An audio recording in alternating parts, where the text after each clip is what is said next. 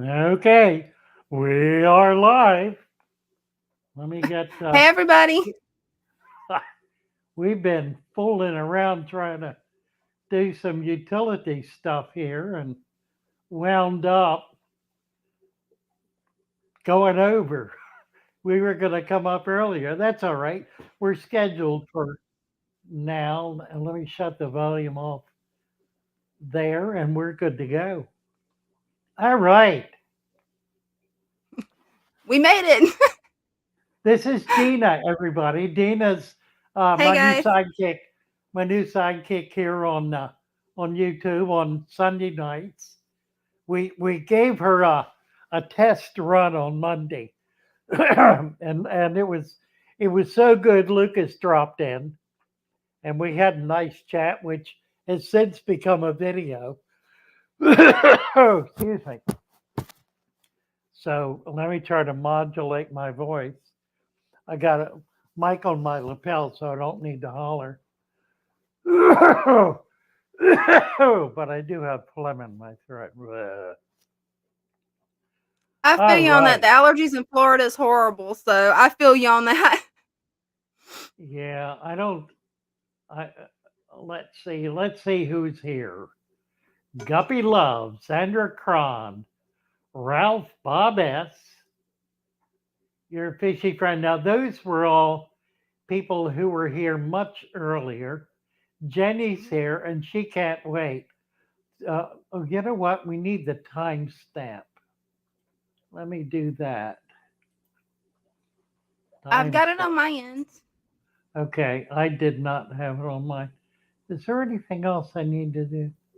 Community mod activity, participants, timestamps, pop out chat, send feedback.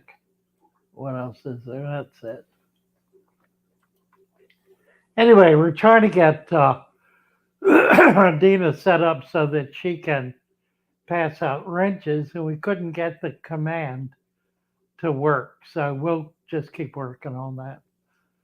Monique Addicts. Joe O says, I only wish I had the fatherfish energy.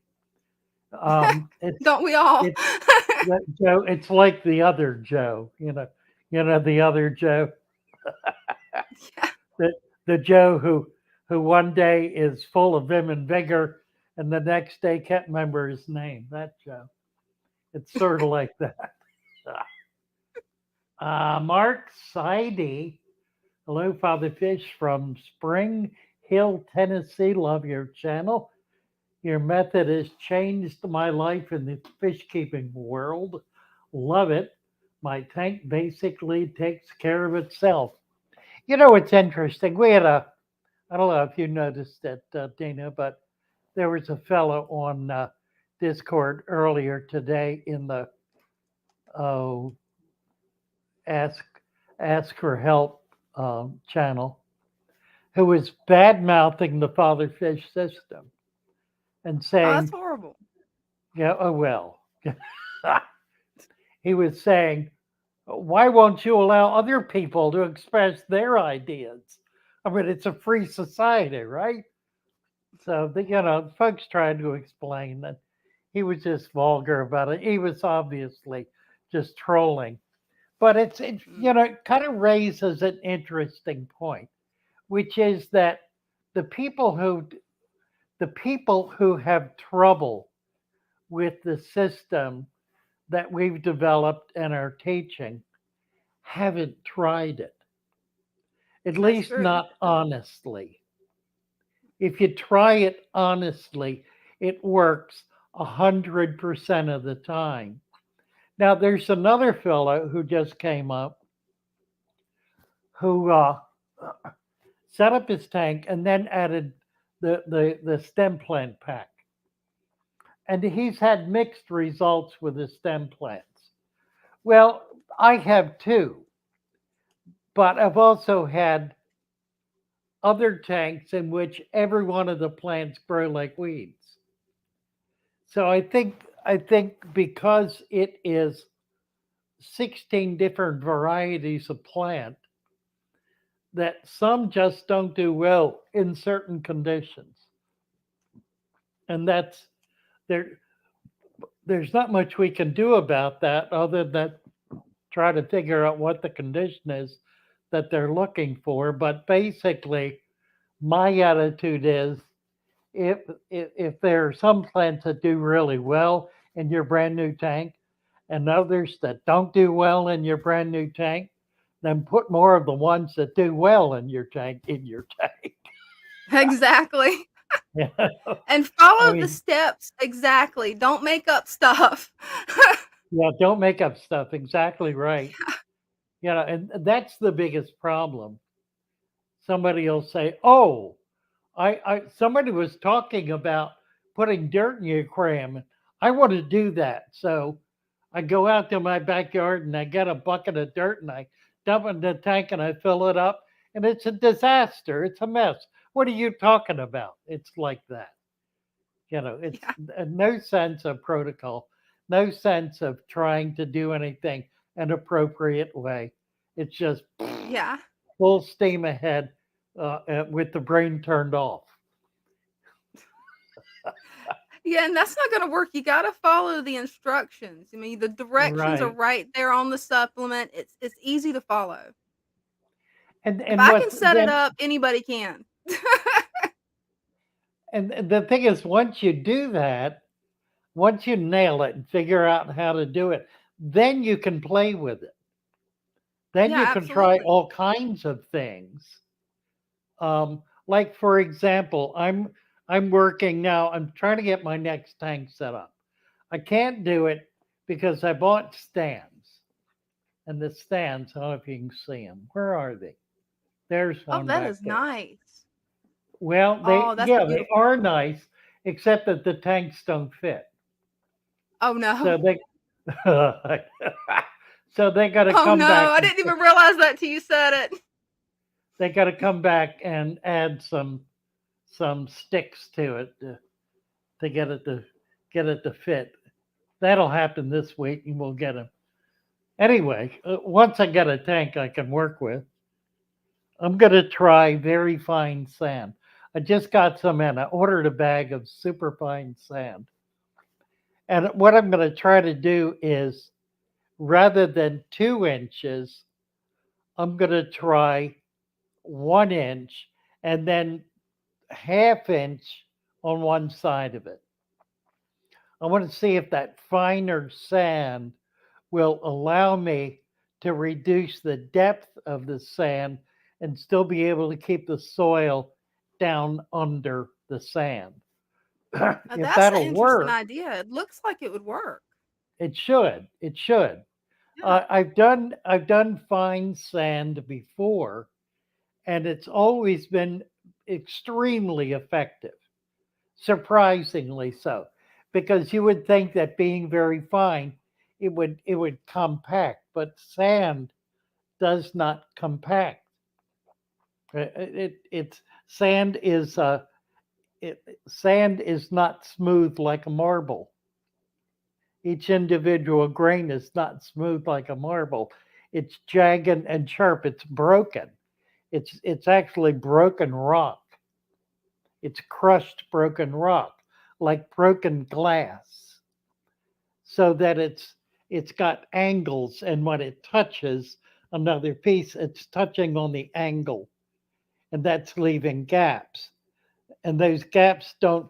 The compacting is when things push together like this, where they're so compact that nothing can get in. That's not what it does. It doesn't lock in. It, it does this like Right? that, like that. And the finer sand, it should be able to lock in a lot better. Well, it'll be closer, but it'll still have gaps. And when you think about water and bacteria and very tiny microbes, that's still a pretty large gap for them to get through. They can Mhm. still go through that. The bacteria certainly can go through, and bacteria actually live as a film on each individual grain of sand. Every single grain of sand in your tank, once it's established is covered in bacteria. Not when you put it in, but once it becomes mature, and that bacteria has a chance to grow. Every single grain of sand is covered with it, which is how nitrification works, because it's the bacteria that break down ammonia into nitrates and nitrites. And that bacteria is living on the grains of sand.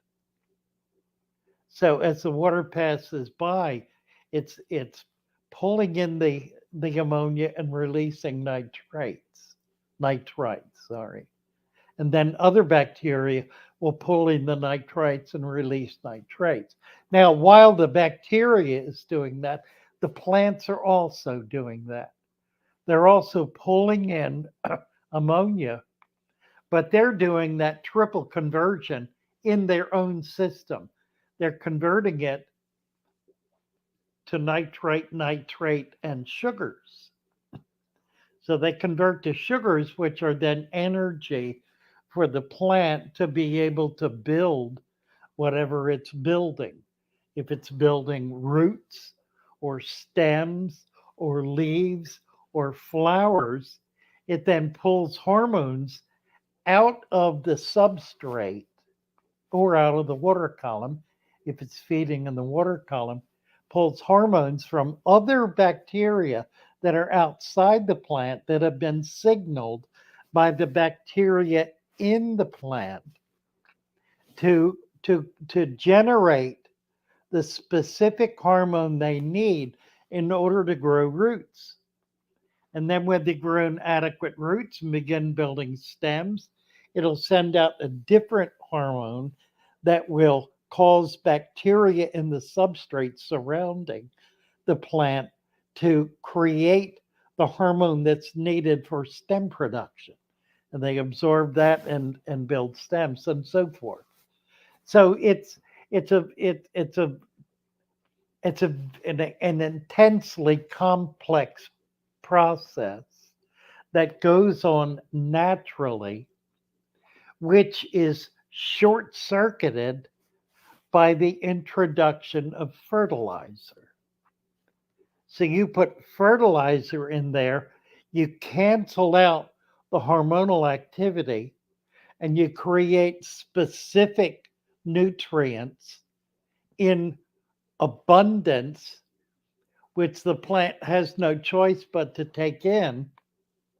And let's say it's a leaf producing hormone, it generates huge leaves, but it's doing it at the expense of adequate stems or adequate roots, more typically, more commonly, adequate roots. And so you wind up in farm production, for example, with plants that have enormous growth but no root system, which makes it very easy for the farmer then to till that field, flip all these plants over, and plant for the Mhm. next year without worrying about a massive root system. So it has value, but its value is not in a fish tank That unless makes all sense. you're looking for is leaf production and you don't Right. care about the health of the plant. Now, in truth, there are there are aquarists, in particular aquaculturists, who set up tanks for a certain look for a relatively short period of time in order to be able to get pictures of that, other video or still pictures of that, in order to enter contests. And these contests are no little deal. There are global contests that award tens of thousands of dollars for a tank with a certain look. It becomes simpler to achieve that look with fertilizers that create certain specific conditions in the plant in order to achieve that look. So There are times when it's necessary to do that. We're not about that. I mean, I guess we could be, but we're really not about that. We're about a natural aquarium, which means we want the plant to grow as it grows in nature, Mhm. as it naturally grows in a rich, healthy environment.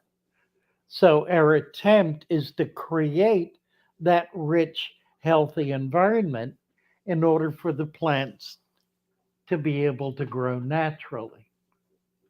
Well, I don't know how I got off on that, but I did. What's going on in the channel, Tina? In the We chat? got a lot of people to just talking amongst themselves, saying hi. I don't see any questions yet. I actually got really interested in what you was talking about the different types of sand because I'm using working with different types of sand that I just find out in nature. Some of it's from my well when we dug the well, some of it's just from the yard. I'm wanting to get some river sand, but so I was actually really interested in how the different sizes and the different textures of sand can affect natural fish keeping. So let me go through Right. and see what we got. See if we got any Freddie, questions. you see this Freddie fish at 612? What 612. Let me see. Pretty fish. Oh, I see him. Pool filter sand is the best sand. I'm not sure what IMO is. I'm not very good at the abbreviations. Above that, above that. Do plants in aquariums follow season No, cycles? That's a good no, question. Freddie Fish's post above that. Um, I don't see a post above that on my end. That 612 wait, there it Freddie is. Fish. There it Go is. He ahead. had several of them for that. Let's see. Right. Father fish. The oak tree of my neighbor went down.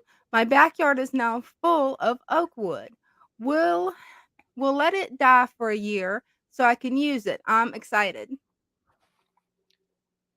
That's really very good.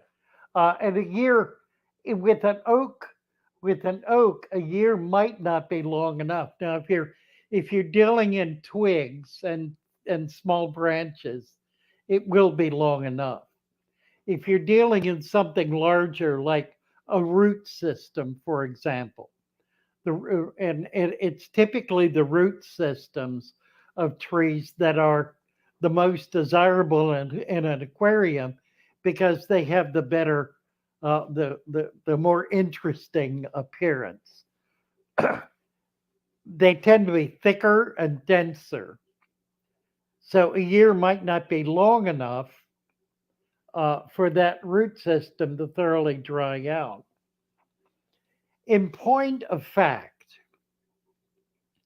it may be with certain hardwoods that develop very thick, like burly growths or roots, thick roots. You may never be able to use that in an aquarium because it may take 10 years or more for it to thoroughly dry out because of its density. It's able to hold moisture in, which means it's holding those sugars in. I had a piece of root system that came into my shop that had been laying out in the field for several years. And it was stunning, just stunning. I was very excited about it and put it in my tank.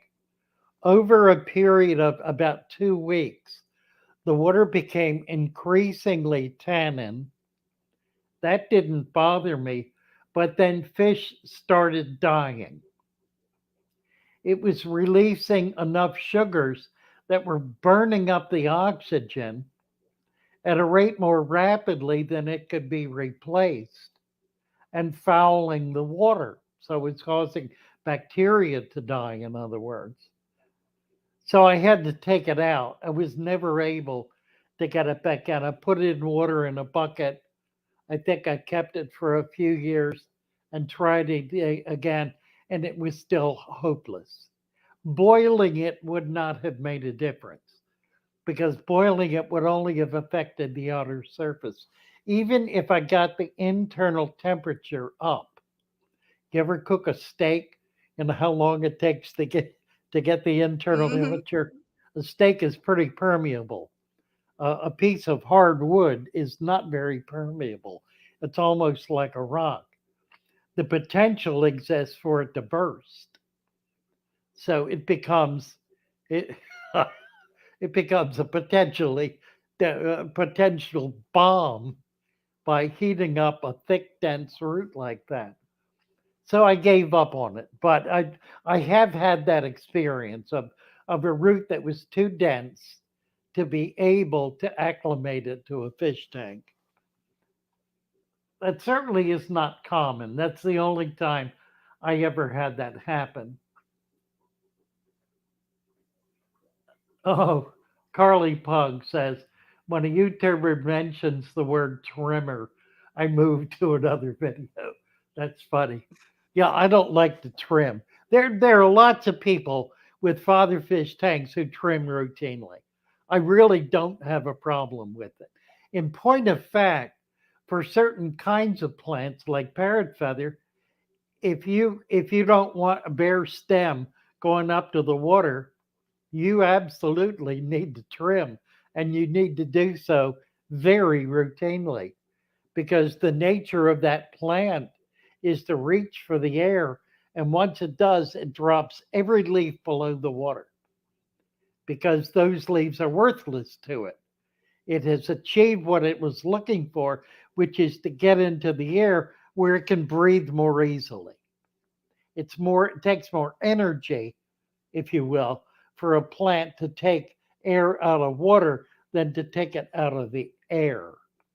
So and it'll always go for the easy route. So by doing that, you wind up you wind up with a stem, which if you want parrot feather, which is a beautiful plant above the water, you're going to suffer with stick stems below the water. Another plant that is similar to that is the bulb, what's it called? The red tiger lotus. The tiger lotus, which is when it first starts to grow out of the bulb, forms these beautiful leaves in the tank that are big, uh, kind of rough looking edged leaves, very thin, very colorful, very papery, diaphanous almost. But then, as they become established, it'll send a single uh, stem straight up to the top and then open a big leaf. And the leaf will sit on the top of the tank. And once it's there and drawing air into the tank, those beautiful diaphanous leaves at the bottom shrivel and die. And they're, for my purposes, the reason to have the plant. So if you want to keep that, you have to trim those stems as they come out of the plant. The minute you see one coming up, cut it off and keep doing it. It will stop producing the stems eventually, and it will simply produce those lower roots. Now, I've done this for a few years at a time. I think eventually by doing that, the plant dies. I think it absolutely requires that intense oxygenation in order to get adequate sugars into the bulb to keep the plant growing. So it's not the healthiest way to keep the plant, but it's a way to keep, to go back to the example of the aquaculturist. It's a way to keep a beautiful plant in your tank, even though it's not necessarily good for the plant. So there are these interesting areas where we cross over in spite of ourselves. Freddie Fish, pool filter sand's the best sand. I have used it for years, and I do prefer it. Now, here's an interesting thing, though. We talk about play sand all the time. Play sand and concrete sand or construction sand. They're both essentially the same thing. They're basically unwashed sand that contains a wide range of particulate size. I used to think it had clay in it. I don't believe it has clay in it. I think it's just dust. It's very, very fine. It's ungraded sand, if you will, crushed sand that is not graded. So you're not getting one specific size, you're getting the whole range when it's crushed, which includes a lot of dust, a lot of very teeny tiny particles that are so small that they remain suspended in the water column. In other words, they're so tiny that their density is not greater than the water, and so simply they don't precipitate, or if they do, it's very, very, very slow, such that they'll make the water cloudy. That's been the big problem with play sand, construction sand, and so forth. But there's a fix for that that's really quite simple. If you're using this sand when you're first setting up the tank, put the soil layer in and then pour the sand on it dry. Just pour it right on, inch and a half to 2 inches to 2 inches deep. Cover it with a sheet of plastic, like a plastic bag or a plate or a bowl or anything. And then when you put the water in, make absolutely certain that the water is not splashing onto the sand, because if it splashes onto it, it's gonna cause all those tiny little particles to be caught up in the water, and it'll make the water cloudy. So if you're very, very careful, you can do that without clouding the water, at least not very much. Now, what's the benefit of doing that? Well, to go back to the earlier discussion about fine sand, it is creating an environment in which the substrate, the sand cap in the substrate, is sufficiently fine that it's keeping all of the detritus, keeping it down in the sand column, and low and even down further into the soil column or the soil strata, I should say. Somebody's calling me, and I'm not going to take it because I'm busy. that that provides a, let's see, aquatic exotic. What is the channel title? A- Aquatic exotics. It's not exotic. That's not the right word. Aquatic nature or nature aquatics. His deep sand bed is extremely fine sand, and he shows close-ups of it in which worms are burrowing through it, and in which other microscopic fauna is working through it. They've actually created channels in it. So it's not preventing anything from going on, anything natural from going on. In other words, it's not creating a packed, impacted environment. The only time I have ever seen that happen, where a crust was formed on the surface of the sand, was in saltwater tanks that had very high levels of calcium in order to be able to grow stony coral.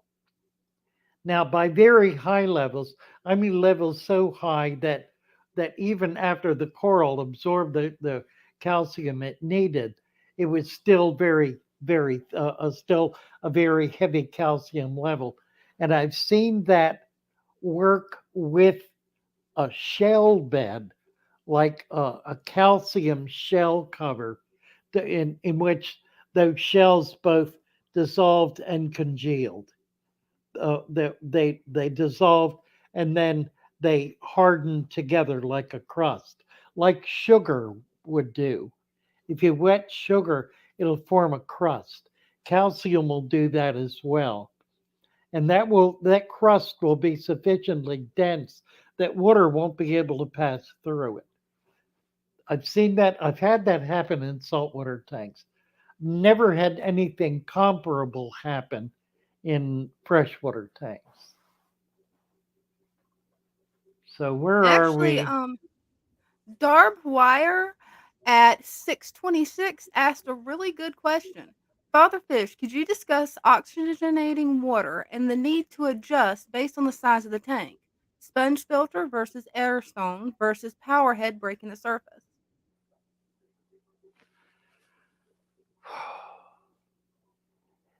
It's something that we we don't measure, and the reason we don't measure it is because the tool for measuring it is extremely expensive. To measure the dissolved oxygen in water is not practical for the hobbyist. It's also not necessary because the normal process of CO2 O2 exchange that occurs only at the surface. It doesn't occur in the bubbles that are rising to the surface. At least if it does, it's momentary because they're going up, they're hitting the surface. That what they're doing, however, what those bubbles are doing is causing current in the water. They're actually causing the water to move, and the lower parts of that water come to the surface where the dissolved CO2 can be exchanged for oxygen. So it's only at the surface that occurs. That means you need a certain amount of flow in order to make that happen. Otherwise, you create in the ocean, they're called thermal layers. If you've ever walked out into deeper and deeper water or done any diving, you get down below 8 or 10 feet, and the water is significantly colder than it is at the surface. In fact, you can experience the same thing if you put a tub outdoors. The surface of the water in direct sun will be hot. You put your hand down in there to the bottom and it'll feel cold. That's a thermocline. That happens because the water is not moving. And the temperature starts here and it works its way down. But the temperature of the earth, which is significantly cooler, is rising up. And so they meet at a not at a point but at stages, and so you get it becomes colder and colder as you go down as the temperature of the earth is able to defeat. Same thing in dirt. Dig down in dirt, you'll find that a foot down the earth is significantly cooler than it is at the surface. In an aquarium it's important to overcome that. Otherwise, those lower layers of water, lower strata of water, will become depleted of oxygen and they become, in effect, dead zones. That happens in the ocean, particularly up close to shore, where there are currents that are swirling around perhaps some kind of mound and they're going all around it but not over it. So the water in that around that mound or on that mound is not moving, it's stationary, and it creates a dead zone in which everything living in that zone dies. If it can't get out, it dies. That explains the effect of red tide, because red tide does the same thing. It depletes a certain segment of the water of oxygen by the excessive bacteria burning it up, depleting it. That's what happens in your fish tank when a large fish, for example, dies and it lays there and begins to deteriorate. The bacteria that are feeding on that rotting carcass, rotting because the bacteria are feeding on it, are burning up oxygen. And it'll get to the point where it will be robbing the surrounding water column of oxygen, and that will have a direct effect on the fish, the other fish, which will then in turn begin dying. Now, here's an interesting fact. Figure this one out. In a tank that has crashed in this way, there will always be one fish left. Always. That's There will wild. always be enough oxygen left in that system for one fish to survive. Now, I suppose it's possible that days later that fish may die as well. But my experience has been that a die off will occur down to, but not including, the last fish. And that fish will be a survivor. For how long, I really don't know, because I've always pulled them out when I've seen it. Yeah. It's just, it's just interesting. We need I'm to just get it. surprised that even one fish would survive on that. That's wild that every time there's always one survivor. Yeah, there's just enough oxygen left in the water, presumably through the natural CO2 O2 exchange for one to survive. Kind of remarkable, isn't it? That is. Who we're talking about? They're talking about duckweed here. Yep, What I else love is duckweed. To me, it's just a really versatile plant. I love duckweed because it's like I can make fish food out of it, I can make chicken food out of it. So it's one of my favorites.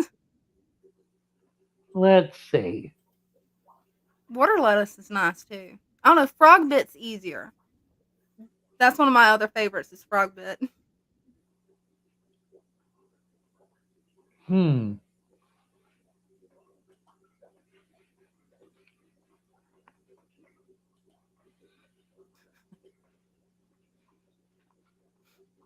And yes, Cornwall and lasagna. Where are you? At the bottom, Cornwall's picking about lasagna because I like to Oh, grow a lot of my floating plants in lasagna plant and the lasagna pans. So all right. it just makes it easier. Let's see. Red root floaters. I've been trying to get red root floater for 4 months. I can't get it. Another thing that has become extremely scarce is corkscrew vallisneria. For Really? months, Wow. none of the farmers had it. What's curious is they're two very popular items, extremely popular items that are not grown by local farmers. They're imported because it's cheaper to import plants like that in volume than to grow them out. My lights just went up. I was thinking about that earlier and thinking I need to fix that, and then I didn't do it. Oh well, we have what is this here? Let me pop it up. What is this? Uh, witherball, percent witherball. My pot ovaceous plant, the one you've shot up 4 feet tall, going across the surface in a 55-gallon in a week. Should I cut it? The leaf did not open yet. No, no, no, no, no, no. That is actually not a leaf. That is a flower. It is flowering, and what you'll see on the tip of that stem is a very, very, very tiny flower. It's not a pretty flower at all. It's almost it's so tiny it almost can't be seen. But that's what that is. That's a flower. If you will leave it, and it has the ability to fertilize itself and create a seed. So if you're very fortunate, that will turn into a seed pod and you'll be able to plant it. It's rare for that to happen, but it does happen. Interesting. That's actually a very interesting plant. I did not know it would do that. Now,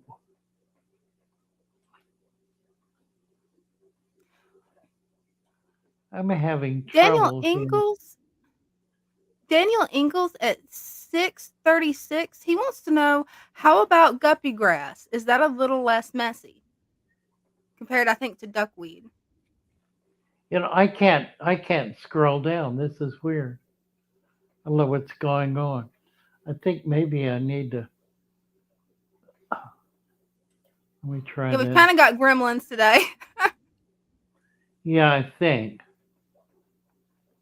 Okay, I got it now. Where are you? I'm sorry. I'm at 636 Daniel Ingalls. I see it. About duckweed. Hmm.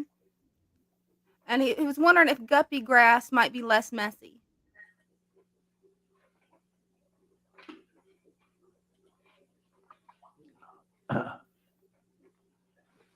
Well, it's kind of it's really it depends on what you're willing to tolerate. The problem with duckweed, of course, is that it becomes so thick on the surface that it substantially reduces the light that's able to Yes, penetrate it to the does. plants, and it can actually cause plants to die. Um, Usually, it does not. Usually, it does not get that thick, but it can. Guppy grass, on the other hand, Cornwall is saying you can't grow it. A guppy grass will permeate the tank. Some people feel about it the same way they feel about algae, that it's not that undesirable. It's a plant that's very valuable if you have babies, if you have shrimp, if you have anything that you want to be protected from predation, because it'll provide a thick enough environment that babies and shrimp will be able to hide in it and escape predation. So it has some real value in the tank. Martin is saying at 6:38, "Hi, Father Fish. Great advice you give. I have an old tank with gravel that I added a couple of inches of sand on top. Will this work or need to start over with dirt?" It's an old tank, so that means that your gravel, number one, it's got a lot of bacteria covering every grain of gravel in there. But that gravel, if it's deep at all, is also holding down a fair amount of, of detritus that has become, in effect, soil. So by capping it with sand, you're really protecting the development of a soil layer as it naturally is growing in your aquarium. If it's an old tank, I always recommend capping the gravel with sand, not taking it out, because it's a very valuable commodity. It's something that has lived in that tank or been in that tank for a long time, maybe for years, and is providing a lot of functionality. It's doing a lot of good things. It's just not doing it in a way that's protective of itself. So by adding the sand, you're protecting that gravel from the water flowing through and washing out the nutrients that are building up in it. And that's the primary function of the sand. It's that, and it's also that it is a precipitative environment, and a type that allows for nitrification and other biological processes to go on. For example, in order for a food web to be established, a full food web, waste material has to be broken down into its tiniest component. That's what happens in the sand bed because there are organisms living in that sand bed that are chewing it as it comes through, chewing it, digesting it, and releasing tinier particles, tinier and tinier and tinier, until it literally becomes soil, until it becomes the basic nutrients that the plants need in order to take it up into their system, into their stems and leaves and flowers. And so that kind of completes that part of the cycle. But it's the one thing eating another as it goes through that is able to allow those tiny particles that has great there that does not happen effectively in gravel because there's water washing through it. There's a current in the water that's washing it out all the time. So it's preventing some of that from happening. By capping that gravel with sand, you're really protecting that system from so that it can function maximally. That makes sense. Um, Stan Pittman at 641 has a really interesting question. My tap water pH is 8.5. Could this hinder plant growth? I never thought about that possibly hindering it. Could it? at 8.5, no, not really. At 9.0, it would begin to. At 9.5 or 10, it would. But I should say that it's not possible for that condition to occur in a natural environment. They're mitigating conditions. Let's go back to the example of nitrates. Mhm. The question came up. Alex over on his channel did a video recently about toxic nitrates, and he was reporting on a piece of research that talked about the toxicity of nitrates. It did some research on it. Well, if you read that thoroughly, the final analysis is that they could not determine whether, in fact, there were toxic conditions, whether certain levels of nitrate created, in fact, toxic conditions that that that caused plant growth to be affected in some particular way. So the best, and that's some of the best research. That's brand new research. It's just been completed, and the in the final analysis they couldn't prove anything. They did a lot of research along the way, talking about various levels and so forth. Many of those levels that they achieved in a laboratory environment. They achieved them artificially. And those are levels that cannot exist in nature because in nature there are mitigating circumstances, mitigating activities that control that. So as nitrate levels rise, there are more and more algae, for example, that enter that environment that are there pretty much all the time anyway, but that explode in that environment because it is nutrient rich for them. Nitrates are, after all, nutrients. And when that nutrient level gets to a given level, there are there are plants and animals, in this case plants, that take advantage of that and will explode in activity. That's to go back to the analogy of the red tide. It's widely believed that that's what causes red tide. It's excess nutrients that are coming into the littoral level, the littoral layer of the sea, which is the shoreline, going out perhaps as far as a half mile or so. Pollutants entering that environment that are causing that algae to explode. Red algae is an algae after all. It's feeding on excess nitrates after all. The red algae, and when it dies, it releases a toxin. And that toxin that it releases is what causes the problems. Now, it's a chain of events. It's not one that occurs in your fish tank. We don't have red tide explosion in our fish tanks. Although I will say this, the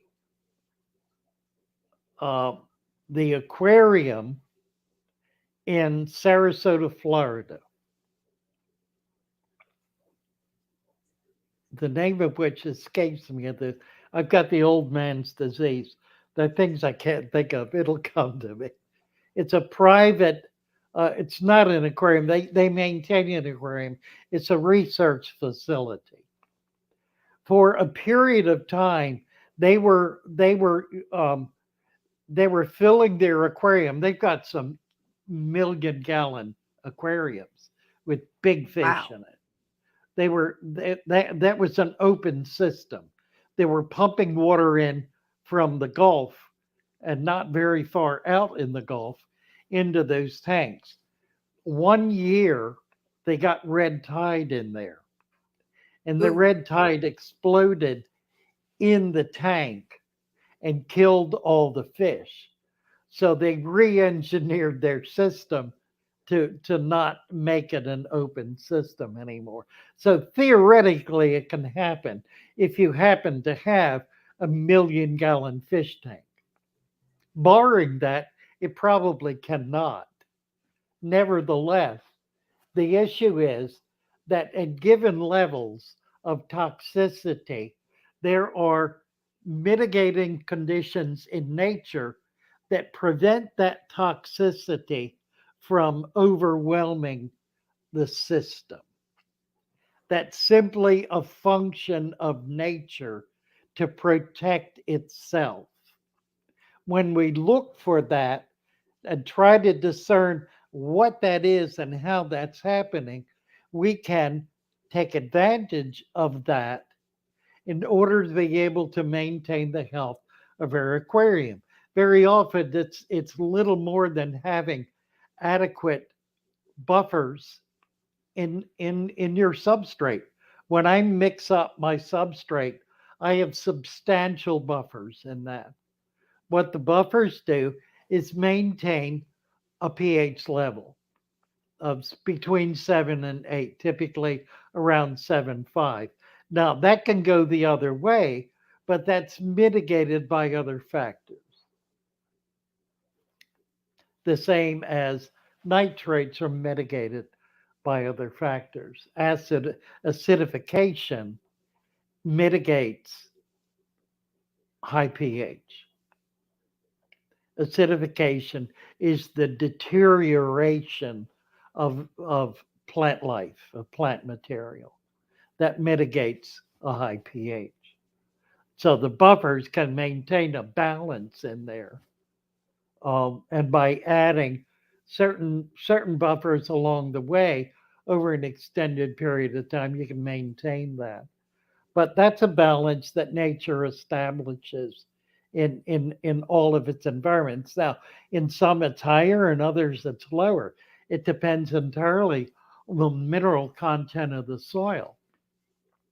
In Borneo, the pH of the water is 5.0. In fact, I have found streams in Florida where the pH of the water is 5.0.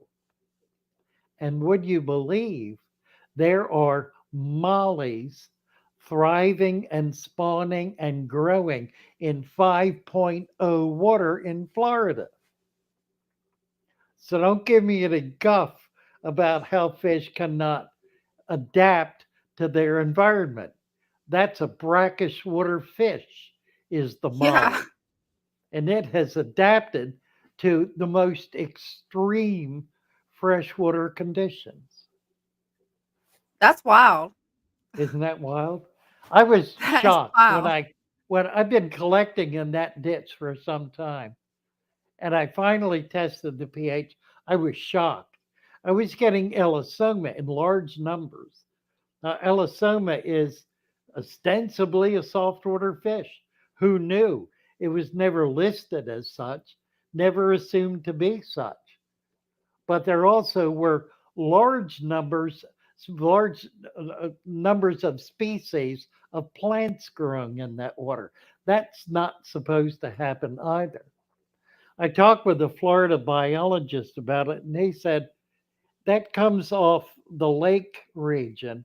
That's water flowing out of the lake region, flowing through sand beds that are absorbing calcium and carbonates out of the water and causing it to become extremely soft. So you find streams. He said it happens more in the panhandle than it does in the lower parts, but in the center part of the state of Florida, you find that water as it's entering the Everglades is very soft, and in the Everglades, it becomes very hard because it begins mixing with water from the Gulf that brings all the hardeners to it, and also all of the plant material deteriorating in there. So just fascinating science in those environments. That is. Freddie Fish says, "Will tree leaves like oak leaves also change into plant nutrition over time?" Of course, absolutely, all leaves will. Oak leaves break down more slowly than maple leaves, for example, or ash leaves that break down very quickly. Now, you need a mix of those, not just one type, not just catappa leaves. You need more than just catappa leaves if you're going to have a balanced food web. You need a variety of kinds of leaves to provide different, not only different rates of breakdown, but different nutritional content, different minerals in some cases, different different nutrients. Oh, what else we got here, Dina? Let's see. At 6:50, Lloyd Goodyear asked one last question. How much driftwood is too much?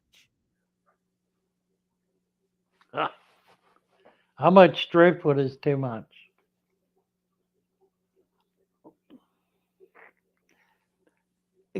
If you if the driftwood is not impacting the water quality with excessive tannins, its rate of deterioration, and keep in mind that all wood, even the hardest wood, deteriorates in water. Softwood deteriorates quickly, hard water deteriorates slowly. Some water is so hard that its deterioration is imperceptible over decades. Cypress, for example, deteriorates so slowly it is virtually indetectable. There are other kinds of wood. Ebony would be another one that deteriorates so slowly, or chestnut, the old American chestnut. Very, very hard, dense woods deteriorate very, very slowly. Other woods, soft woods like maple, pine, they deteriorate very quickly. So it depends on the kind of driftwood you have in there. If it's spider wood, for example, or well cured Pacific wood, redwood, it's going to deteriorate so slowly that its effect on the water column will be virtually negligible. So you can theoretically have more of that. Ultimately, it's an aesthetics question. What is too much for you? What's too much for you to be uncomfortable with that amount of wood in your tank is the ultimate question or the final question. Prior to that, it's what is the effect of that particular type of wood or those types if you're mixing them up in the water column. That's as complicated as I'm capable of making it on a moment's notice. Daniel Ingalls, up here in northern Michigan, the water comes out of the tap is basically 8.0 liquid rock, as they call it. I don't have to do a thing to keep the parameters stable. The water does it for me. Absolutely right. And that's because the water contains carbonates. Carbonates hold a steady pH, they hold the pH level. Those carbonates can be broken down. They're broken down by by plant deterioration, by biological activity, which consumes carbonates, albeit at a very slow level, rate, but it does.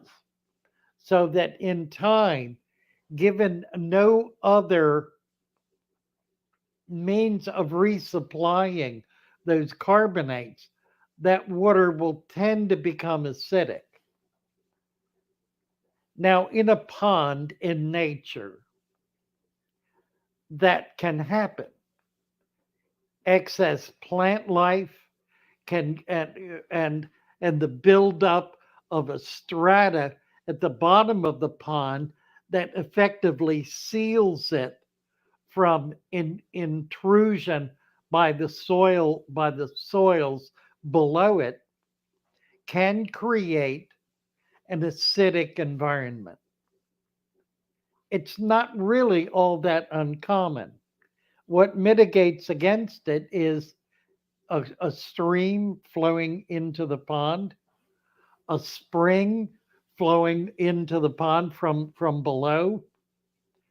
Not rainwater because rainwater is acidic, but any source of water flowing into that will mitigate against that occurring. So, in farm ponds, for example, very, very old farm ponds that have been there long enough for the foundation of the pond to become effectively sealed. And that's not something that happens quickly or easily.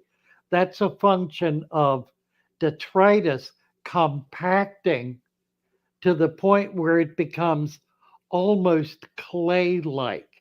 It becomes increasingly dense and thick to such an extent that it prevents anything welling up through it from below.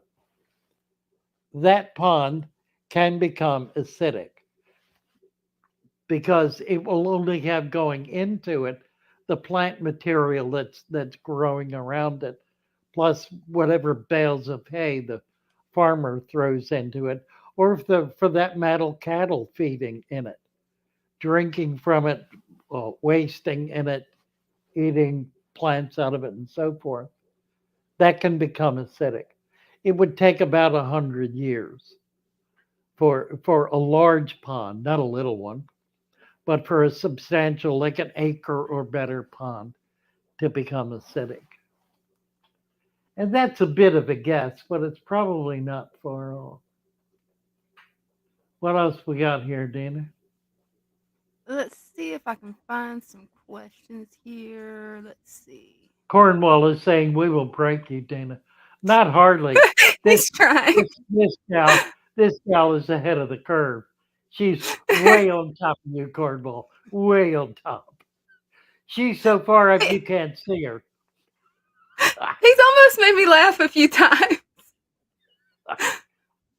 But Cornwall we and have, Gary, a couple of a yeah, couple of raucous Brits. yeah, they are. Mr. Mandel, that spider on the back of her chair. What is he talking about? What now?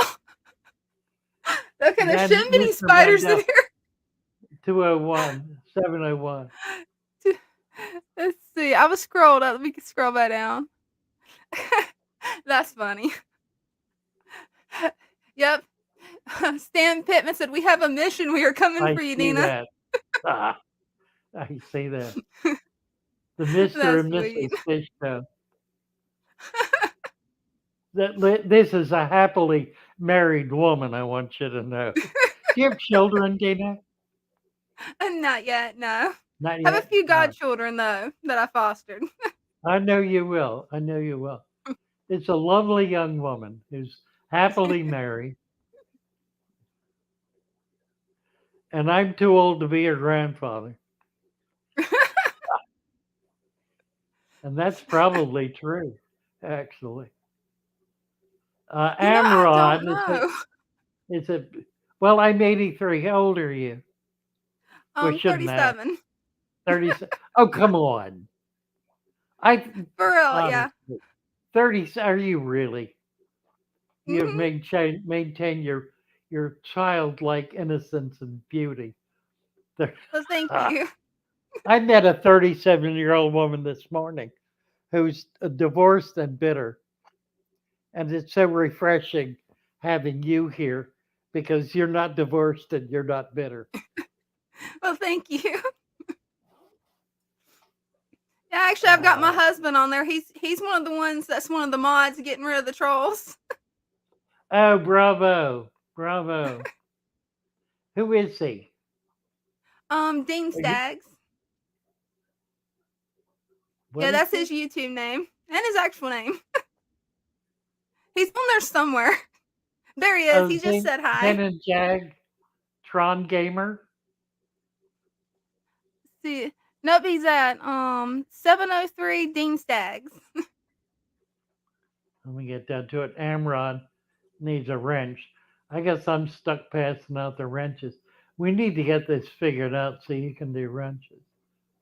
Yeah, we do. Gotta be a way to do it. 7-0. Let's He's see. not Peace Love Yep. Puppies. Where?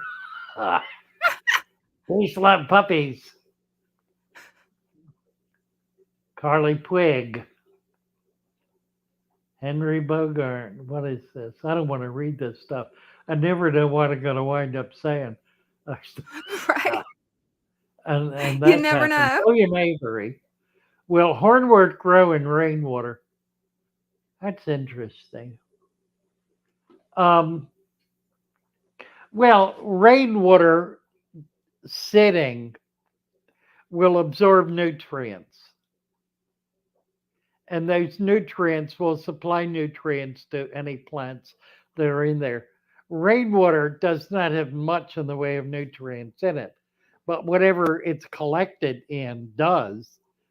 In addition to which, other things are falling into it all the time, but providing nutrients. So it doesn't stay the same, I guess is the point.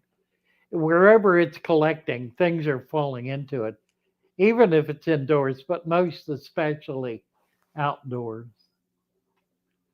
So yeah, I have a couple of tubs that I have put some hornwort in.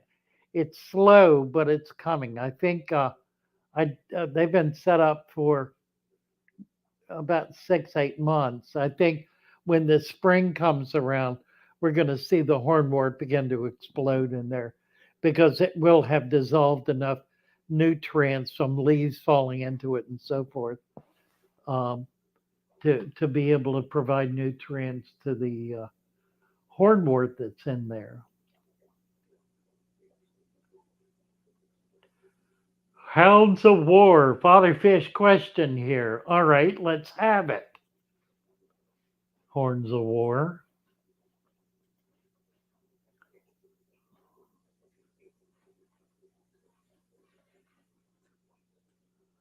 Yeah, I haven't seen where he typed in the question yet, though.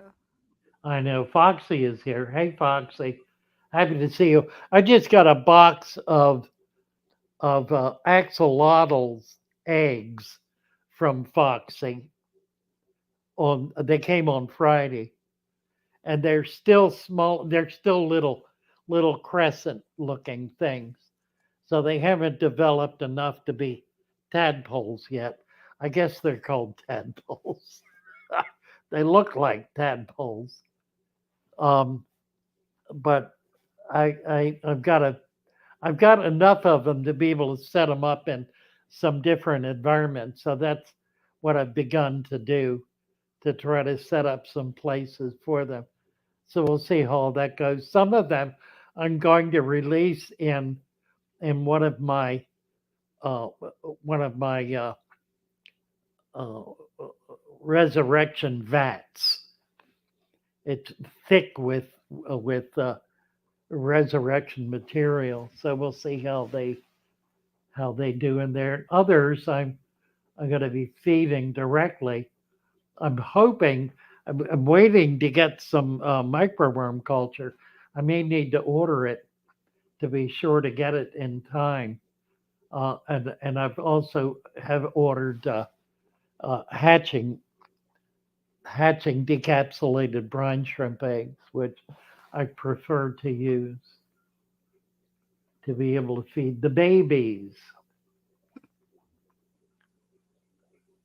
Cornwall is asking Dean. It's not Dean. It's Dina. Where are you guys from? Well, they're not from the UK. So there. Often Florida, northeast Florida, real close Northeast to Florida, Georgia. right? Geotank mates. Hi, Father Fish. How often should I feed grindle worms to the dwarf neon rainbows? Um, until they get tired of eating them, would be my suggestion. And they're not likely to ever, so there's no reason to stop feeding them. Actually, they are tiny. Grindles are tiny, so you might graduate to something a little bigger. But you think how small those fish are. They can see what appears tiny to us does not appear quite so tiny to them. So That's because true. they're pretty tiny themselves. So, consider that. So long as they're eating it, it's certainly appropriate food. Uh, Henry Bogart also lives in Jacksonville.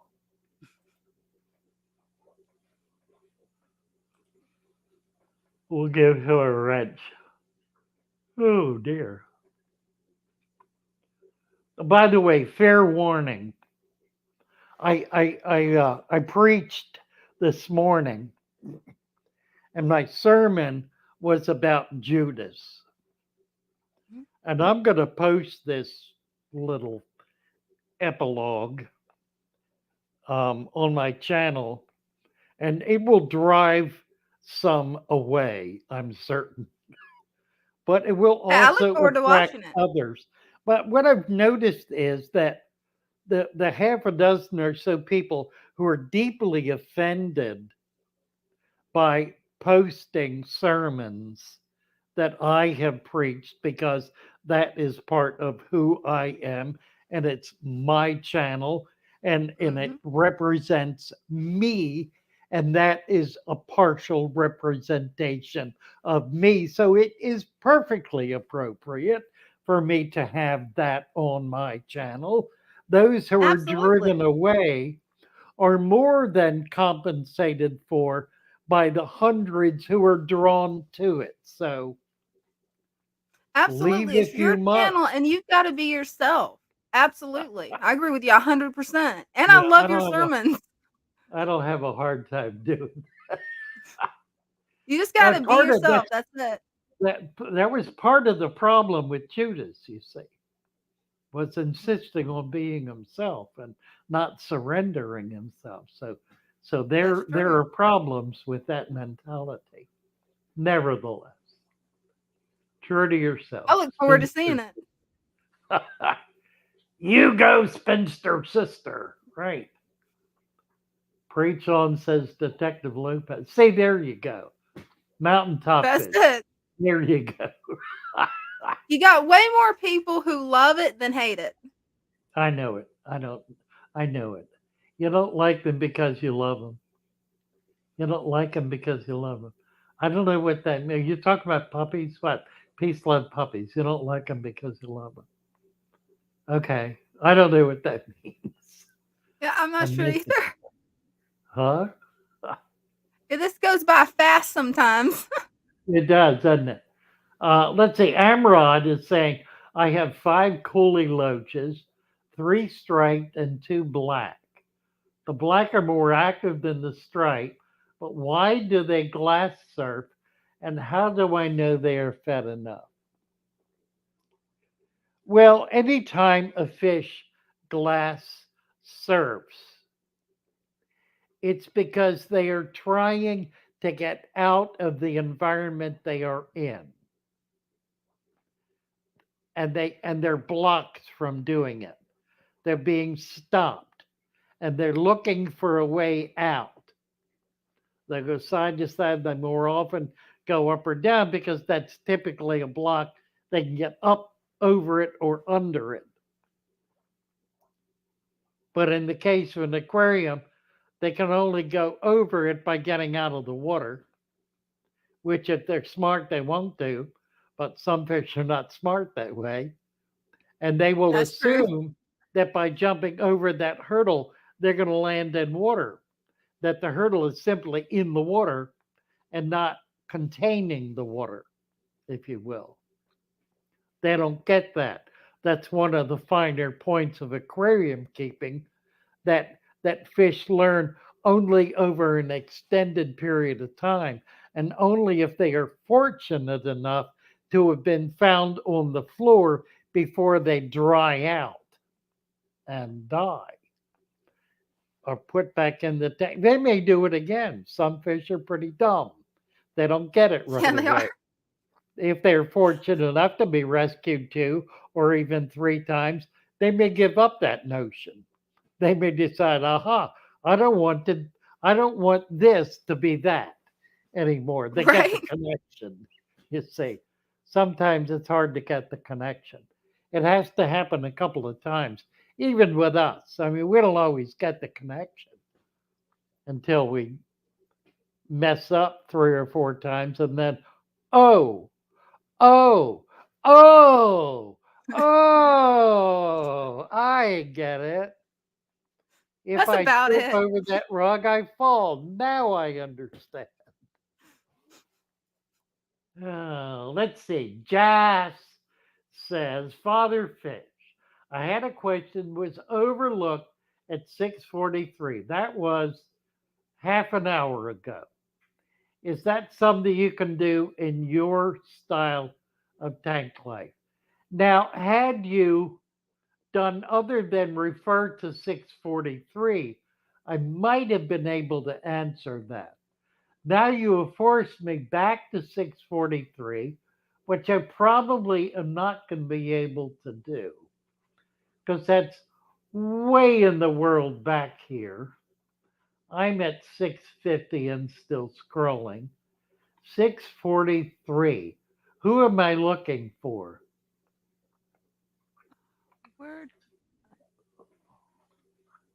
There's Peter Mandel. Let's see. What was his name There's, again? I missed the moderator. I don't know, honey. I'm not down there. You go down to the Oh, bottom. yeah, I'll I've go lost track. see. J, Let's Mr. see. Mandel, 642, 43, Peter, Daniel. I'm not empty seeing as it. snails. We'll up any type of substrate. Da-da, da-da. Here it is, Jazz. Thank you for your videos and all you do. I was wondering if I could use my Muramos as full ground coverage instead of or with other plants. Aha. For those of you who don't know what Muramos is, I have a video. I'm going to go all the way back to the bottom now because I don't want to be there. Miramos. I have a video I did some time ago, maybe 2 years ago. We'll have to try to find it. Dead Man's Will, if you're plugged in, see if you can find this or somebody. It's a video about the little Japanese people who live in a little village way up in northern Japan, in which all of the houses are surrounding a lake. And early in the morning, they all come out on their porch.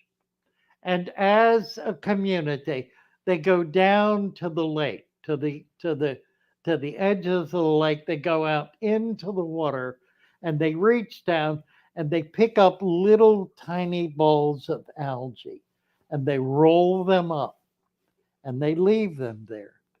And they go back, have breakfast, go through the day, go to bed the next morning. Once again, they come down to the water. They pick up the little balls of algae and roll them up. And then once a year, a big truck comes into the village and they go down to the lake and they gather all of those balls of algae and put them in great baskets and haul them up to the truck and ship them out, and they go all over the world as Japanese Massimo bulbs. That's where those They come from. Okay, that is cool. they I did not are know that. they are hair algae. Oh, They wow. are hair algae. That is what they are. If you leave one in your tank for an extended period of time, even pull it apart a little bit, your tank will become glutted with hair algae. They are easily the most undesirable algae almost possible. There's some slime algae I like a little less, but the hair algae is right up there. It is just one more way, conspiracy theory, in which the little Japanese people are putting one over on the Americans. And see, that They've is so wild. graduated. I've paid $10 for one of those before. You bought a bowl of hair algae. I Yeah, know, isn't that I had amazing? no clue. No clue. It's all marketing. It's all marketing. What is Right. this? Guppy Love. Guppy Love. Sailor Red is here. Snails are only an issue if you overfeed. Absolutely right. And at that stage, the snails are not the issue. The snails are the solution to the issue. The issue is excess nutrients in the tank. The solution that nature provides is for the snails to flourish, to multiply in order to control that excess nutrient.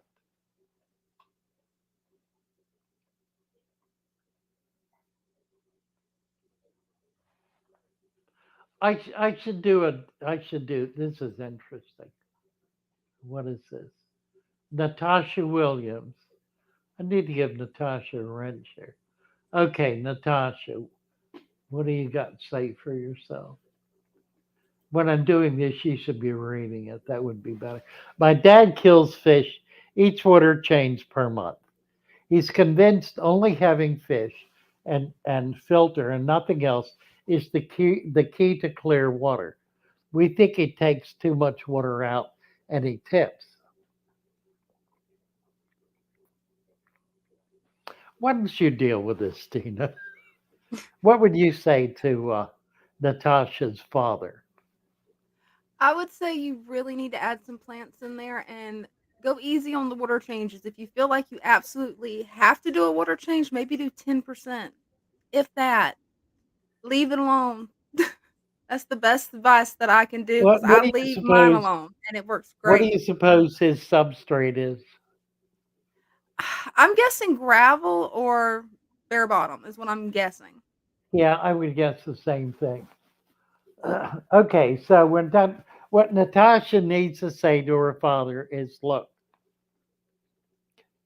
if you want really clean water, you're going to have to make it really dirty first. Mhm.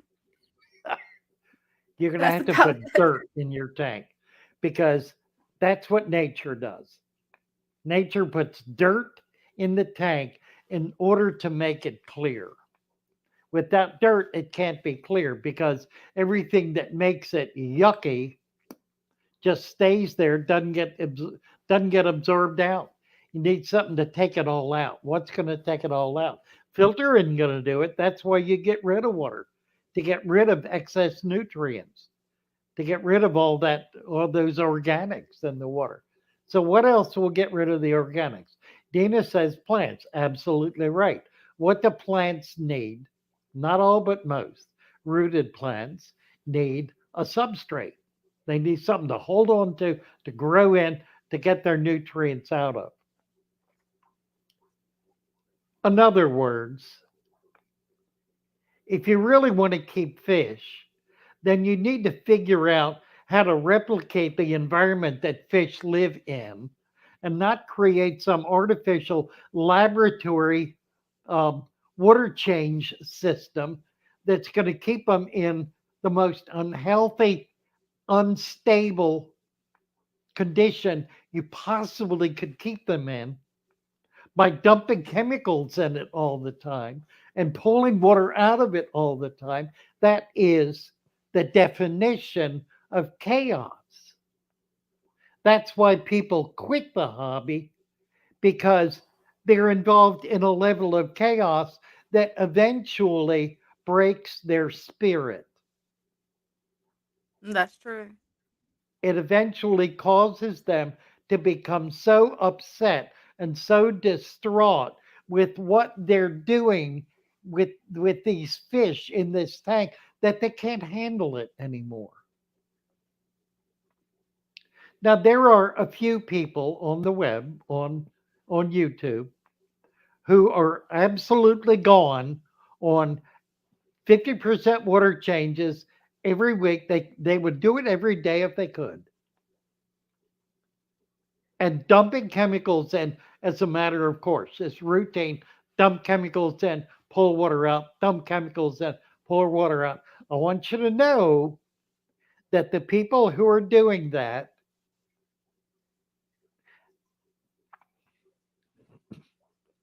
are in the pocket of the chemical manufacturer. They're doing it because they're making money doing it. And in that Yeah, it's way, all about greed. they may believe in it. They may well utterly believe in it, and I think they do, but it doesn't make it the best way to keep fish. It is not the best way to keep fish. It works more or less until you mess up, and we all mess up sooner or later. And when we do, the fish die. Better to have a system where you're depending on nature to not mess up in order for the fish to live. I mean, I've got a tank that's 23 years old. I look at that tank, I do nothing to it, nothing. Throw a little food in when I think of it for months, months at a time, sometimes for literally years at a time. And I'll grant you, it looks like it. It is the most unkempt mess you'd ever want to see, but the fish are healthy. The water is clear most of the time, unless some algae gets in there and decides it's going to make pea soup for a while. But that's just an imbalance that it takes care of all by itself. I don't need to do a thing about it. It's not bad for the fish. The fish love it. Green water is the best way to keep fish. It's just the most impractical and the most unappealing. And we do want to be practical and appealing, don't we? We want our tank to be appealing. So we try to avoid that. Nevertheless, Natasha, say to your father, look, when you get tired of doing this, let me take it over for a month, 1 month, and I'll fix it. So you will never have to do another water change. When you're ready, I will do that. Until then, enjoy your continuous water changes. When you get fed up with it and don't want to do it anymore, let me know and I'll fix it. Just say that. That'll wipe them out. Where are we? Let's see.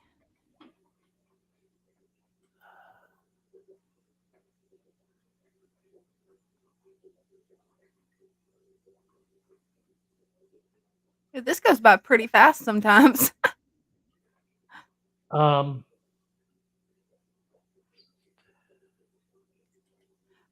Actually, Straight Out of Cornwall asked, Fatherfish, can you take the wrench off of Elite Gamer? I think he is banning people for no reason. yeah, I noticed. I'm just looking at that. I need Yeah. to find him. Give me a timestamp where he is. Let's see if I can find him. Well, I can't see what Somebody, he wrote. Where did he go? For some reason, it keeps moving. Every time I get on him, it moves. he Let's see. he probably has not posted.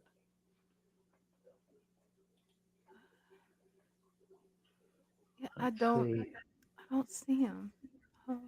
This is interesting. We haven't had this happen before. I can see where General Lee Awesome was hidden Yeah, I by saw that. Elite Gamer, John but I don't see John Elite Gamer Senate is though. another one Yeah. as co-pilot. Um. Search the web for Elite Gamer. Elite Gamer.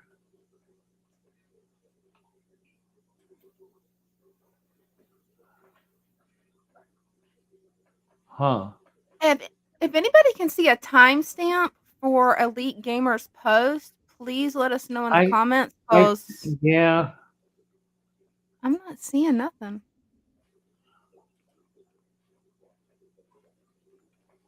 I'm all the way back to 710 and still haven't found him yet. Let's see.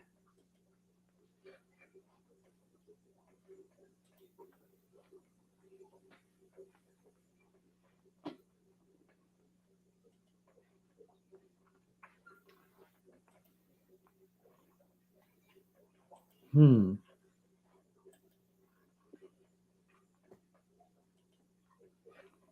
There is an Elite Gamer. I don't know how to do this. Let me see. There may be a little trick I can do here. If I go to anybody can help out here, just feel free to jump right in. Community moderation. Let's see if I can do this. Settings. Permissions. General channel. Guidelines, rules, agreements, defaults, moderators, approved users, hidden users. I don't think I can add one there. Paste the channel URL of a user to edit. Paste the channel URL. We need to find the URL for him to be able to do that. If anybody could come up, we need help, guys. And I need to take a minute break. I'll be right back while you guys are working on that. I'll remember to cut off your microphone. You asked me to remind you. Funny girl. Funny girl. Yeah, I'm not seeing him. I can't find him anywhere on here, guys. So if you can find a URL for him, please paste it in there. We need to find his URL in YouTube. Find his channel. Let's see if I can find this.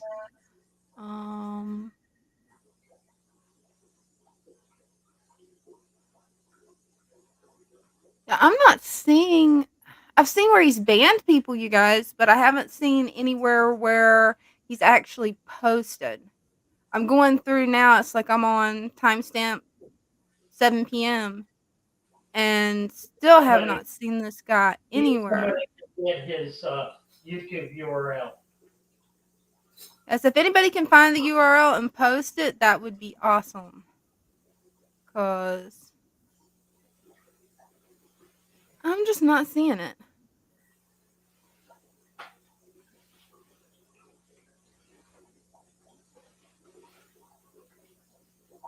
Yeah, I have no clue. At some point, he was great. Oh, I know where I can find it. Is there a way I can help find it? Yeah, I can find it. It'll take me I'm half not an able to hour. find anything. Well, there's a utility in YouTube. There's a utility in YouTube that lists all of the moderators.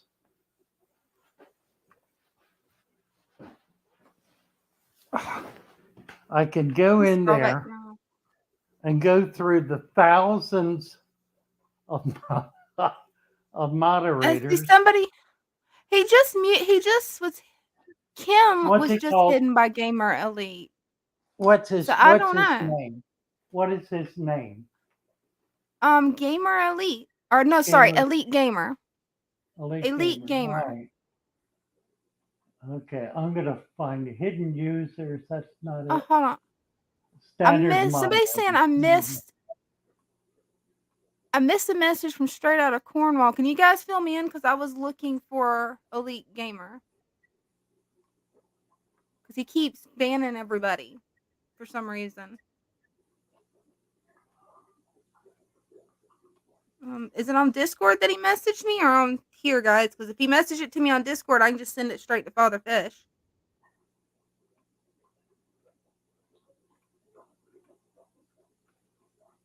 Oh, Cornwall was joking. Never mind. Right.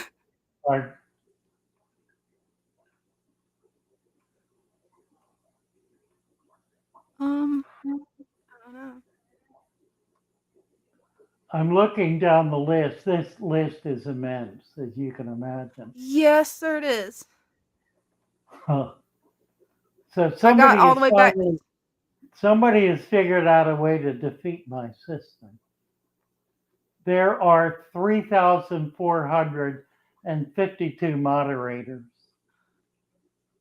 on my channel. Shut up. What? Dean, you said you had the URL in comments. Can you please post the URL because it's not showing up? He's got it in comments. Dean Staggs posted the URL in the comments to Elite Gamer. Is that Dean Staggs has it? Dean has it? Yep. Dean Staggs has got it. I see it. I see it. And his General Lee Awesome. so that's the one that's coming Gen- up as Elite Gamer. General Lee Awesome. Yeah. See, you can find a General Lee Awesome. All right, on it. Let's see.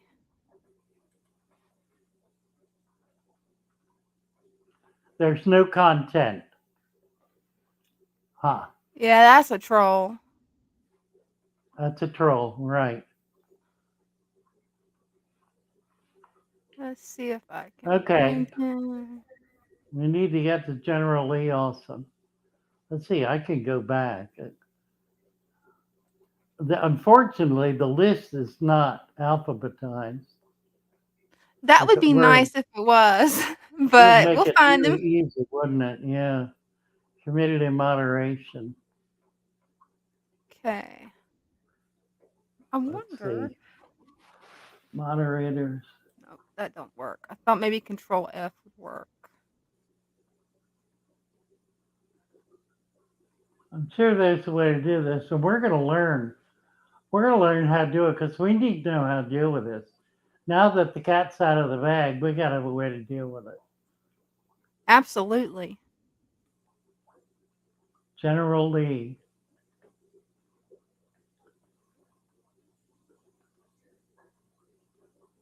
I got him. No, I don't.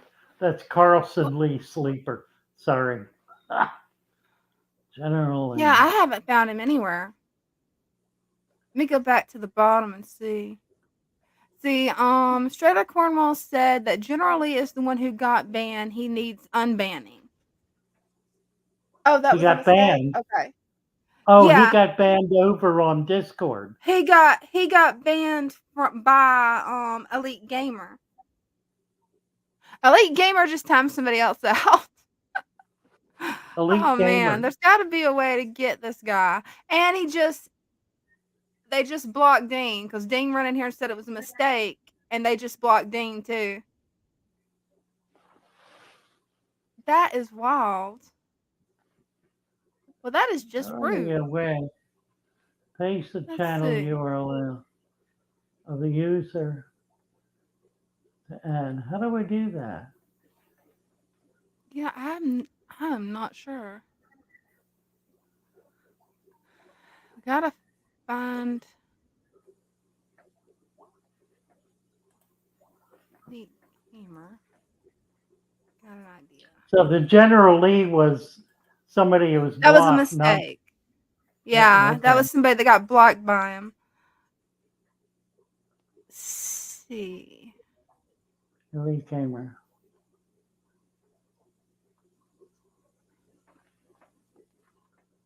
Good users, hidden users. There's several elite gamers on YouTube. I was just gonna try to do just a straight YouTube search, but there is several of them on there. I saw that. Yeah.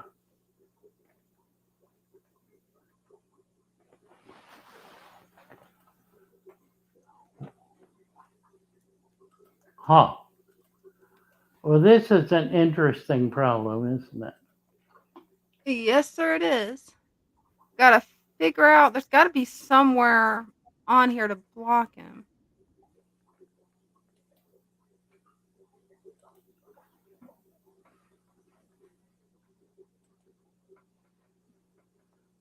It's like he didn't say hi deliberately where we couldn't block him. Right.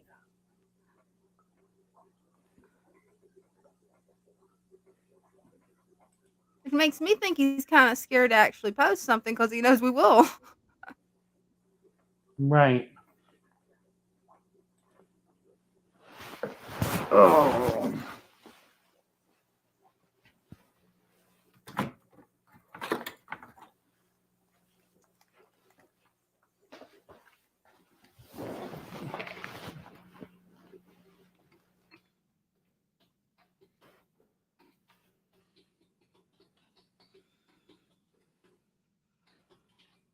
Yes, Mary, we see that Elite Gamer still doing it. We're trying to find out how to fix the problem right now.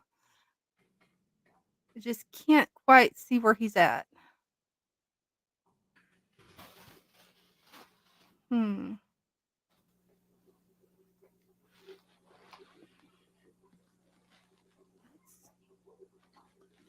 Hey, Somebody's got an idea. They said maybe go to where all the members are and find if he's possibly there. I'm not exactly sure how to do that personally. I can try that. hi, Jenny. Hey, I know who he is because he was on your YouTube. I found him. Okay. Okay, but I don't know how to get the information to you. Want me just to text it to you? Um, yeah, send it to me in Discord. Okay, all right. Bye. Jenny found him. Awesome.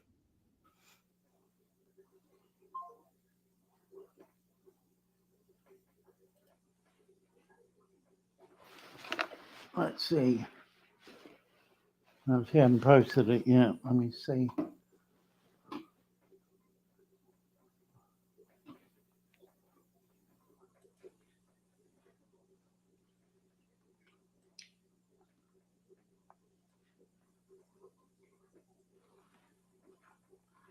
See anybody.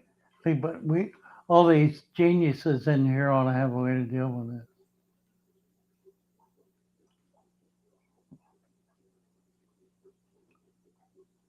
He got a wrench on a past podcast. Yeah, I'm sure that's true. Oh, you know what I can do?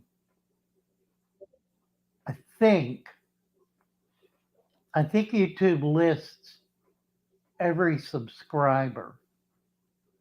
He would Yeah, have pull that to up. he would have to be well once we get his name. Oh, here it is. Ugh.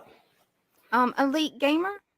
Elite Gamer dash ugh. I don't Elite Gamer dash UX6TD.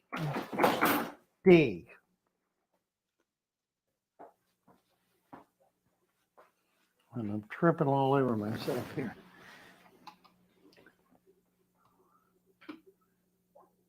Okay. Somebody can go into somebody with permissions. I don't know if there's anybody here. I Needs to go might in. have. You do. You had permissions. Get in the YouTube and see if you can find it. It'll be listed under community, I think. Those comments, content settings. Is it not a settings? Is it? Oh, think. Yeah, it is. Under community under settings. Community Standard moderators, approved users, live redirects.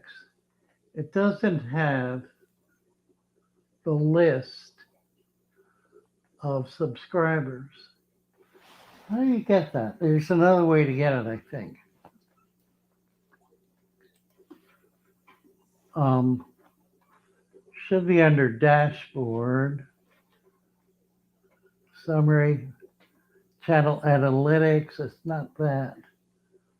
Subscribers. There is a somewhere. Analytics. That's not that. Not that. Settings.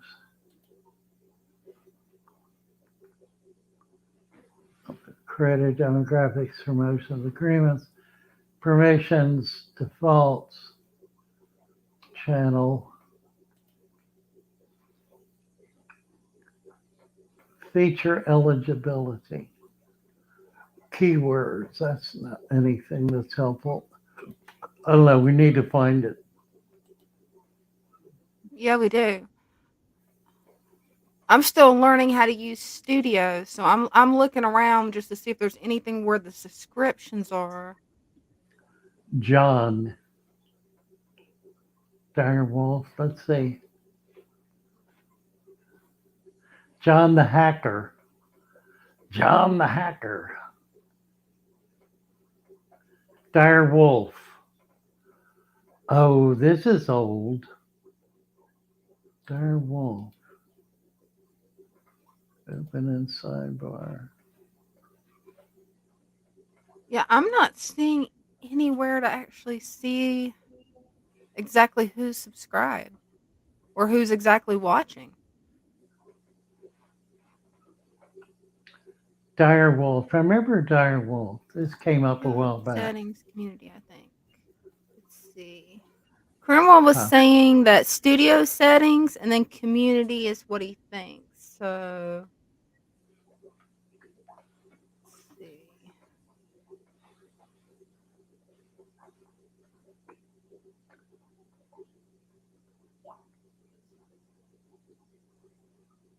Oh, Dire Wolf says I didn't mean to do that. Then undo it. Oh, he did undo it. All right. Okay, somebody figure out how to do this.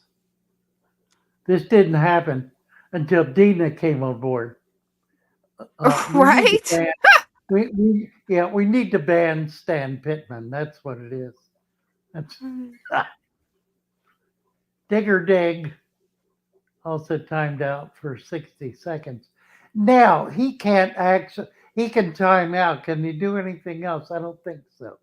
I think it's all he can do is time out, and that's 60 seconds. Yeah, I'm not finding anything. List of moderators does have a search, Captain Pirate, but there are 3,500 names and they are not alphabetized. So If I don't even know how to find it. I mean, it would take if me I can hours. get the list, I can hit Control F and it should find him. If you hit Control F, you should be able to type it in. Oh, really? Hmm. Or at least You know that's how the to way get it to the list? works. Okay, it's At least easy to that's how it get to works the on my list. Mac. Okay, go down to settings, Okay, let's see. click on community, Okay, and dokie. then Yeah. under standard moderators, it'll be in there. Control F.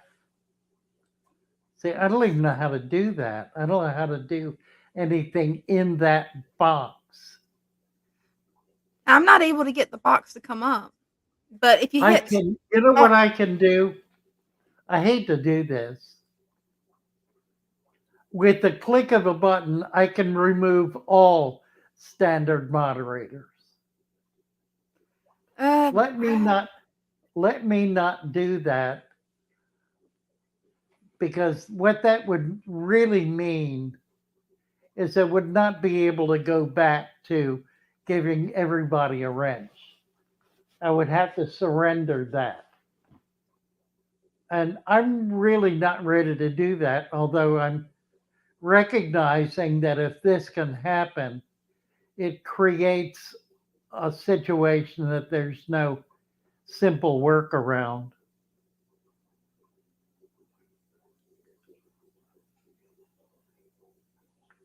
Liam Neeson, Erie suggests. yeah, everybody And in the like, comments is pretty much saying they're willing to give up their wrench to get this elite gamer guy gone. I was looking through the comments and they're like, "Do it." So I don't know. I'm new to understanding the wrench. That's your call, Fatherfish. here's the problem. If I do that, then I am not going to be able to go back to just passing out wrenches indiscriminately. It will be like every other channel. There will be a select few who get to be moderators and nobody else. That has created problems on most channels where the moderators become little tin gods.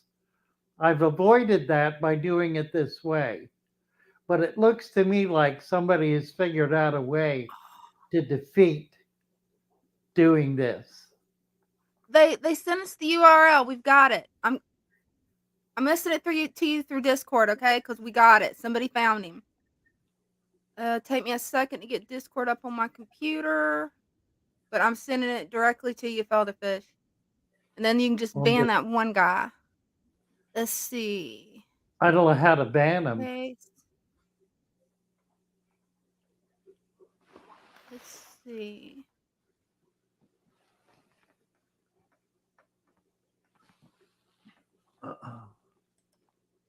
I don't know how this works either. Subscribers. But they're saying that that's the guy. I don't have it yet. Oh, it didn't come through yet. Let's see. It'll be Discord private messages. Yeah, I got it. It should be in there in a sec.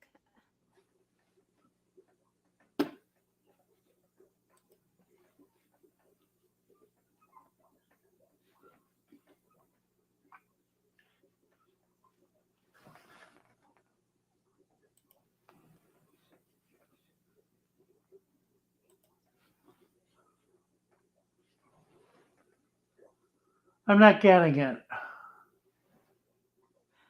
That's weird. Let me try sending it again. Elite Gamer. Wait a minute. I do have it again. Oh, awesome. Subscribers counting.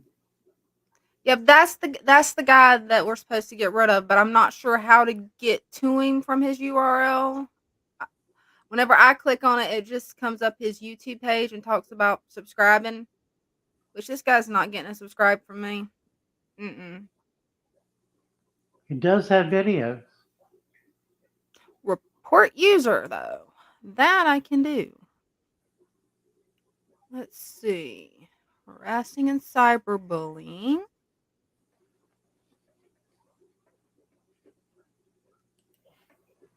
Oh, that's only for his stuff. It wasn't for what he's done on here. That's okay. We can report him as a troll. Good. Why don't you do that if you can do that? Let's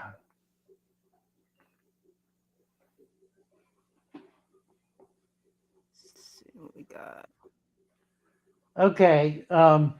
Post his URL. And everybody go over to his channel and troll him.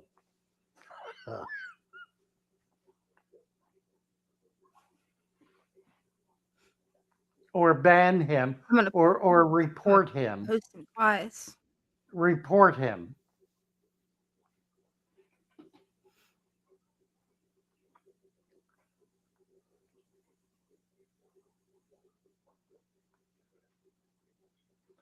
Find the heretic. Well, all right, we're going to leave that for a while. I think we got a handle on it. But do post the URL. Oh, absolutely. And then we'll see if we can't report him to YouTube as a troll who's disrupting live stream. Absolutely. Because that's highly inappropriate for him to come on a live stream and just utterly disrupt. If we have everybody click on that link and then report that to YouTube. You can find a way to do that. I think it's easy to do that. All right, let's go back. Doobie Drewski. Thank you, Doobie. So Mike and Suzik, I will help you figure out how to do this. Well, I'm going to make you a moderator just for that. How's that? We're going to keep going here. Was that Mike and Sue? Mike and Suzik? Yeah. That's my aunt and uncle. Okay, that's cool. Oh, wonderful. Okay. Saying, I'll help you figure out how to do this. All right. We're going to beat this, guys. We're just going to beat it into the ground. Hitman was timed out by Elite Gamer for 96, 86,000 seconds. How does he do What? that? Right? Says I 86,000 seconds. yeah. We need to shut this guy down. Hard, really hard. In point of fact, what he's doing is a federal criminal offense. He can go to jail for doing this. It is a federal crime. And if I find out who it is, I will report him to the FBI Absolutely. and to And it's somebody in India. He's in India from what it's saying and on to his the stream. FCC. He's in India? That's unlikely. Somebody said that he's in India? Well, I was I've looking up got here on his thing and it says like a lot of India stuff, so I'm thinking he's in India, but I have a lot of friends in India. They know how to take care of their own. right? He's he bought himself a whole world of trouble here. Daniel Ingalls, another video game reaction and review channel. Trolling is common among that community. They find it funny. They thrive on reactions. Yeah, I know that's right. That's exactly right. We're except I don't find it funny. I find it deeply disturbing. I find it obtrusive. I find it criminal. And I intend to treat it as a criminal intrusion on my enterprise. So I will do what I need to do to see to it justice is served with this Oh. arrogant twit. Um, Father Fish. Yes. Guppy, Love 420, she said, tell Father Fish to click the 3 buttons on top of his profile, then block. So if we can see where that is on Elite Gamer, you can block him and that should keep him off your stream. I did not know that. Thank you very much, Guppy Love. Go to his Yes, URL, you mean? ma'am.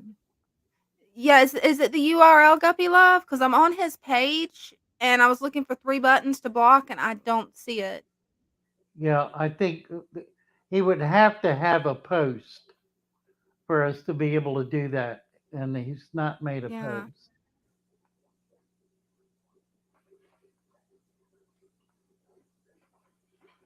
I just think it's funny that he's hiding and he won't do a post. It's like, really? If you're gonna get on here, then post. Cause we're gonna get him off of here. This is insane. I just hate that he did this to the stream. Really. It's so immature. Just wrong. It is 8 o'clock. Okay, we're gonna wrap it up. We're gonna work on this and get this dealt with. We've got we've got until Wednesday to do it.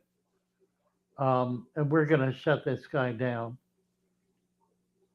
Oh, and I just got a private message from Captain Jim. He just wanted everybody to know that Generally Awesome was one of the victors of Elite Gamer. That's definitely Elite Gamer that needs to have the wrench taken away. Right. Right. We can go through the list. I can find it. It's just gonna take a while. I will do that. And when I do that, I will then report him to YouTube and the FCC. Absolutely. All right, guys. Well, there's a trial by fire, Dana, Right? for your very first day on the job. Spend a half an hour screwing around with that craziness. Eventually, Thank we'll you. find the guy.